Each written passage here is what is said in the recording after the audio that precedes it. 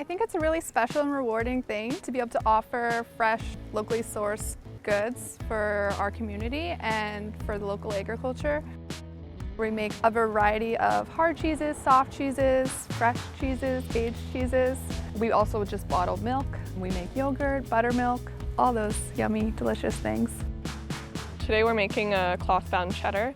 Traditionally made, we mill the curds, salt them, press them into wheels, and then they age for 6 months to a year. For the Circle Farm Tour, being able to go door to door and just seeing firsthand like how each product is produced, kind of the background, where it comes from, all the love and hard work that goes into it, I think it's really great for both us and the customers to have that relationship. My name's Dana Din. I work here at the Farmhouse Natural Cheeses.